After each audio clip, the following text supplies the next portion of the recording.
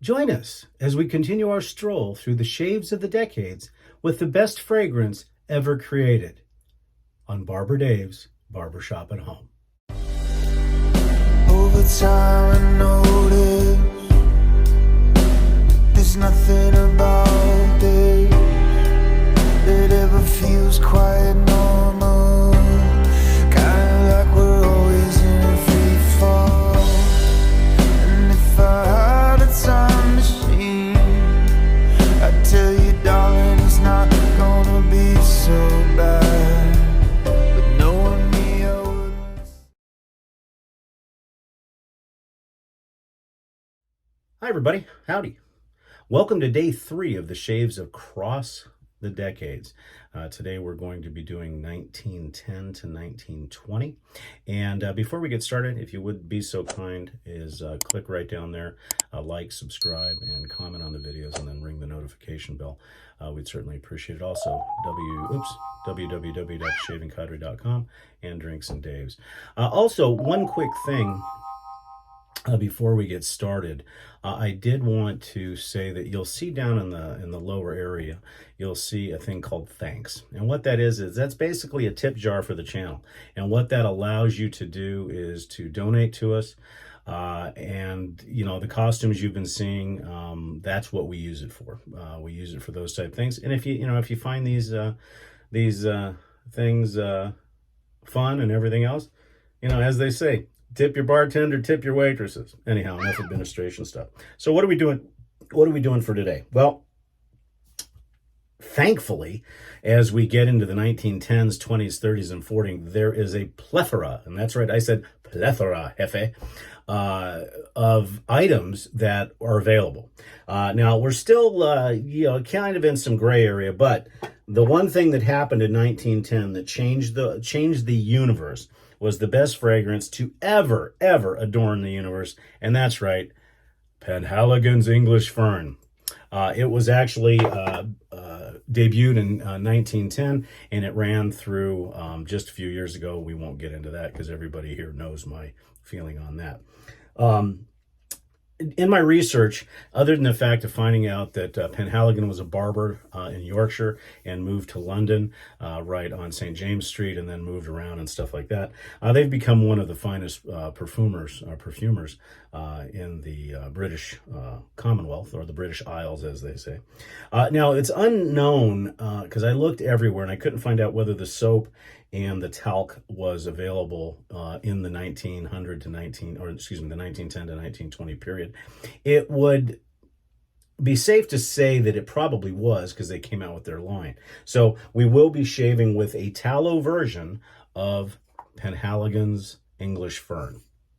I don't use this very often because it's gone, unobtainium. And then, of course, for the aftershave, we're going to be using Thayer's because that was readily available back then. And then, of course, the English Fern talc. For the razor, now the razor is absolutely period specific. The razor is not from England, as you'd think. This is actually from Sweden. And it is a CV Heljestrand MK31 with the ivory scales. It was bought and exported or imported directly from Sweden from a gentleman by the name of Arne Flemstrom. I hope I didn't butcher that too much.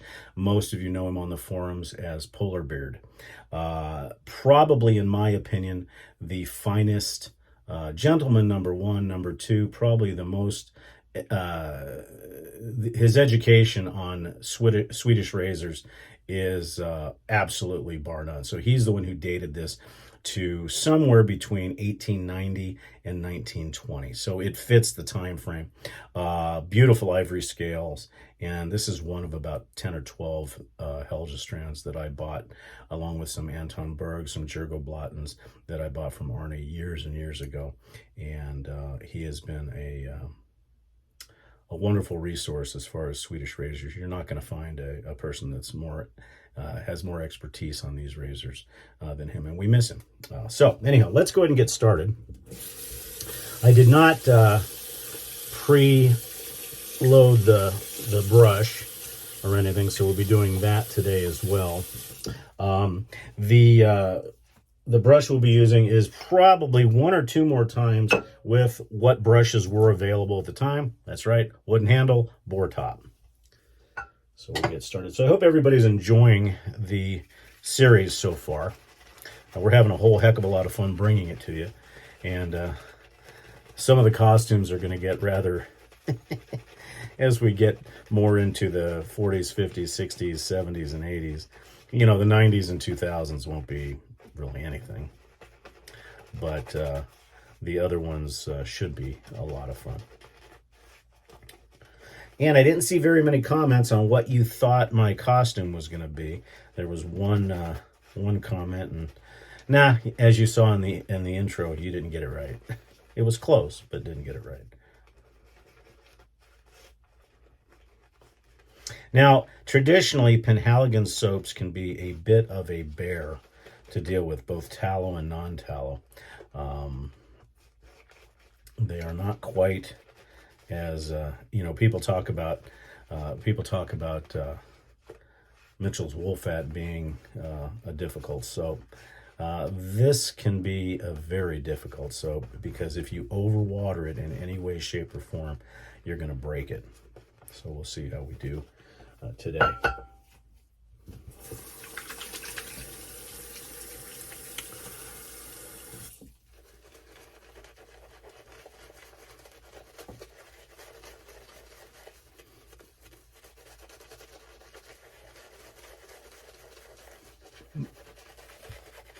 But you make certain sacrifices when it comes to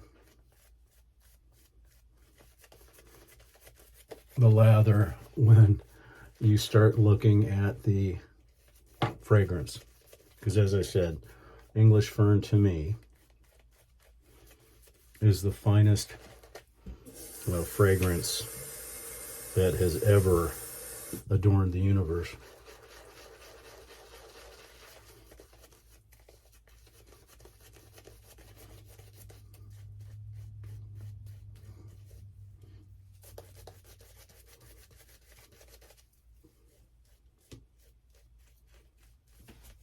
It's just, there's something about this. And I have been searching for other bottles to stock up on. And I did find one place, however, it was suspect because they only wanted $78 for a 3.4 ounce. So, and then when you go into the website, you have to go through, it just didn't seem right. The reviews were okay. But I did find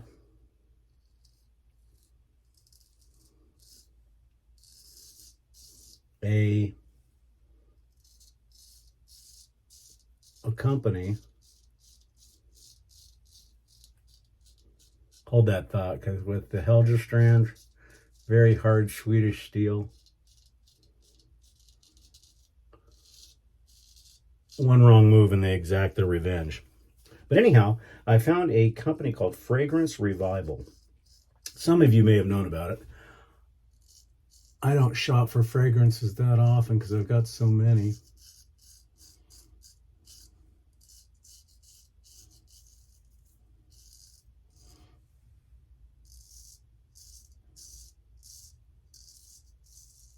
But they are a house that does recreations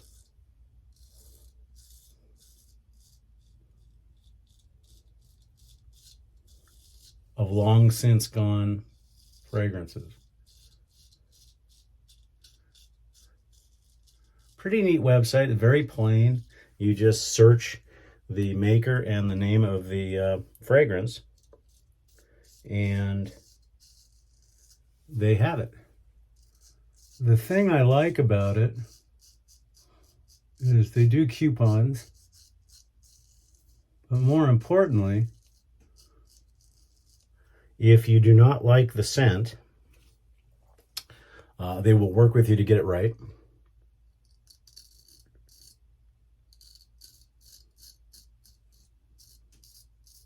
Or if they can't get it right, they will refund your money.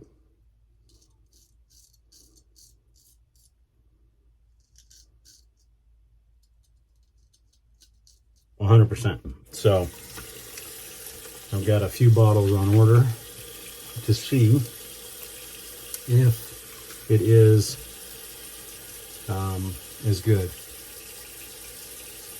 I've got my hopes up, but I'm not exactly thinking that it will it will happen, but we'll see. So to the shave today, really starting in 1910, if you look at some of these, a lot of men's stuff started really coming out in 1910. So as we progress next week through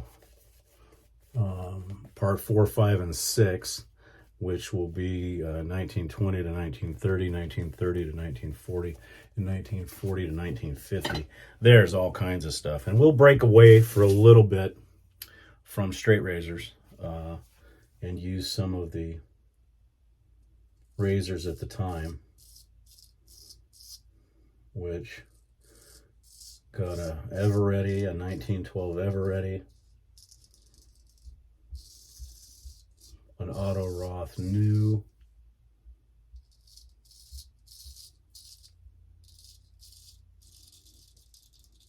and a Gillette number 15 Aristocrat, a British made, one of the earlier ones.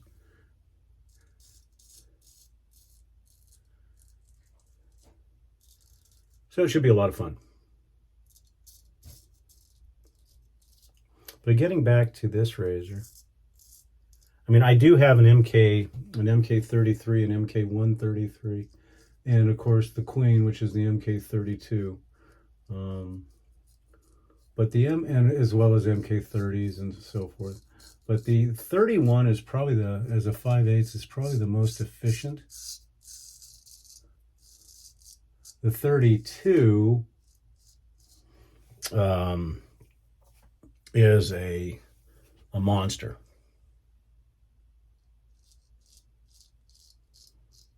And of course, the MK33, mine is definitely not in the best condition. The 133 is in better condition. But these razors have incredibly hard steel. Personally, I think you set the bevel once with these, and that's all you need. Now, I did adjust this razor to more of a concave edge, but it's still just a wonderful razor. But these being, I would say that these are not a beginner's razor, and what I mean by that is they're very unforgiving.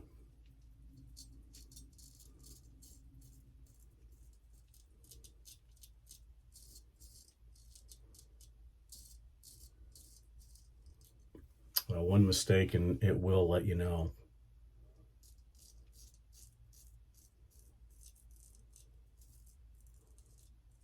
But I would argue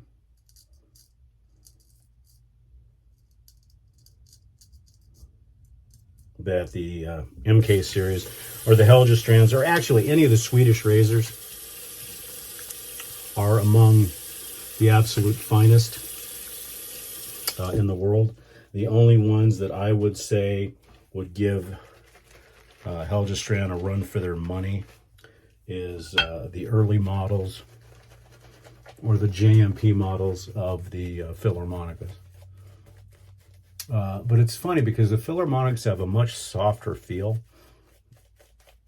and I don't know much about the steel componentry of the original JMP models, but they're a bit more forgiving than the Helgestrands, but they both equal each other as far as the ultimate shave at the end.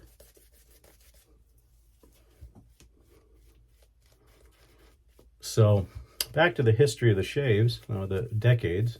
So this time period, 1910 to 1920, very Victorian. Penhaligon actually had Blenheim Bouquet that came out first, and then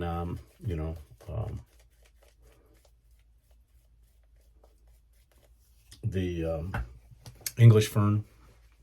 And they also, because of where his shop was in the beginning, his shop was located next to what they call it was basically the gentleman's quarter of London, where, you know, this is where guys could go to hang out, smoke cigars, drink, and get their hair done.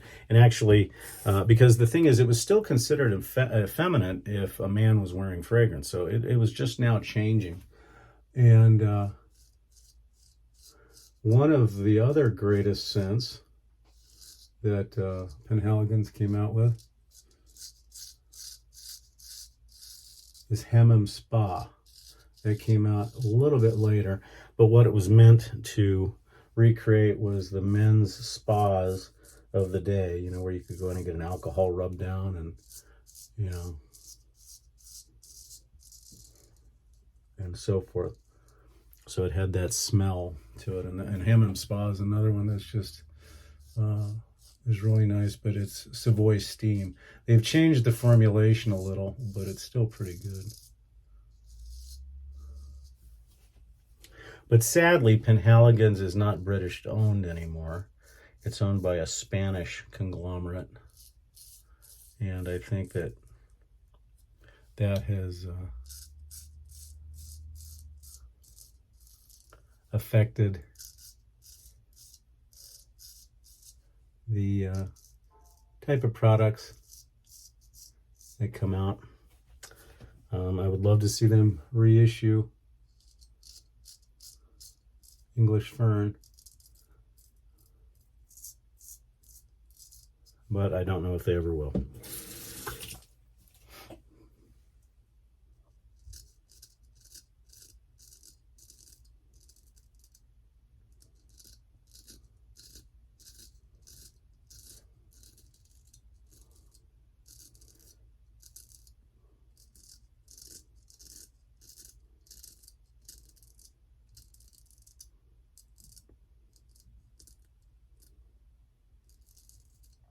But as I said, as we get into the later decades, you will see quite a bit of stuff that's available. We'll be introducing, not sure exactly which one I'm going to use, but we'll be obviously introducing Williams here pretty shortly. Mitchell's Wool Fat pretty shortly. And those, the Williams we'll use for a couple of decades, actually. We may do Mitchell's Wool Fat first, and then basically we'll go through the 30s, 40s, and 50s with Williams, more than likely. And then we will switch over to Old Spice for the early 60s.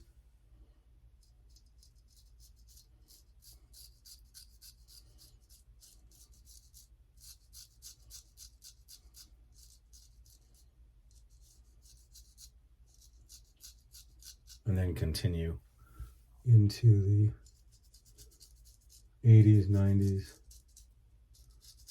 And then we get into the artisan stuff.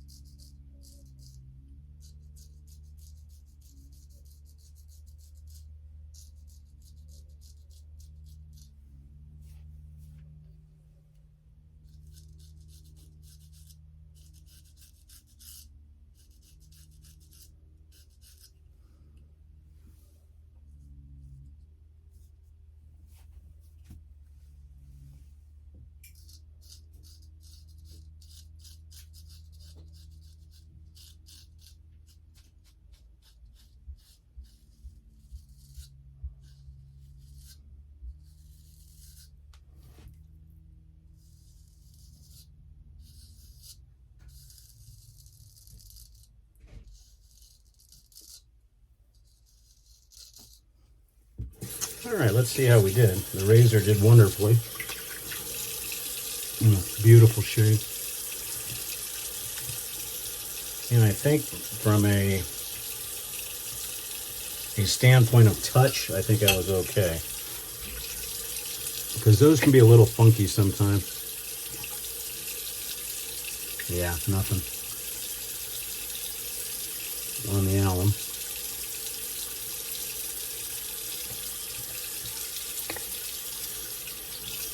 Get cleaned up here real quick. So far, I hope you guys have enjoyed the first three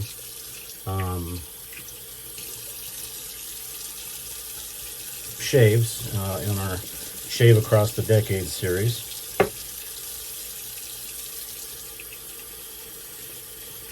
It's been a lot of fun to do the costumes and everything else. Got a few more for this for next week.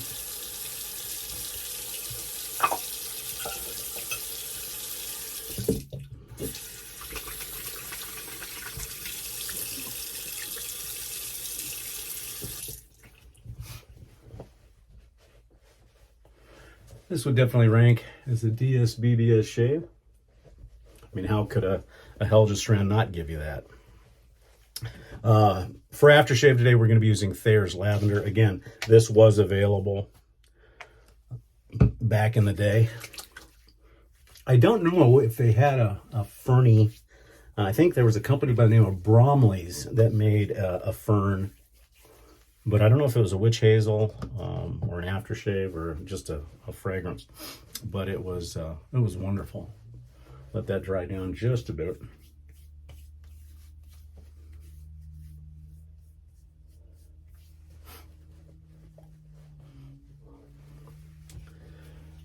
And for our talc today, we'll be using, of course, English Fern.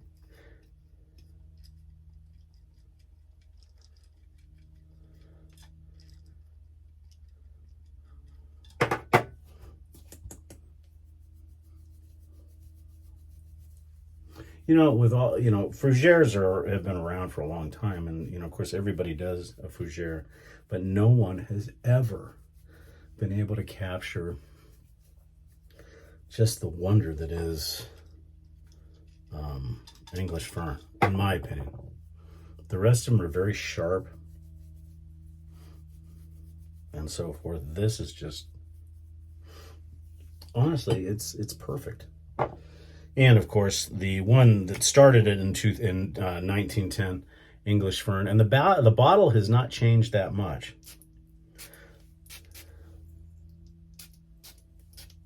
And yes, I am very, very liberal with this stuff because I don't think you can get too much, to be honest with you. Okay, folks, that's it. The Shave Across the Decades, Part 3. I hope you enjoyed it. It's been a lot of fun doing these, and don't forget, next week we'll be starting on Sunday. Will be part 4, 5, and 6, 1920 to 1930, 1930 to 1940, and 1940 to 1950. So I hope you enjoyed it, and we'll see you again next Sunday. I hope you have a great remainder of the week. Take care.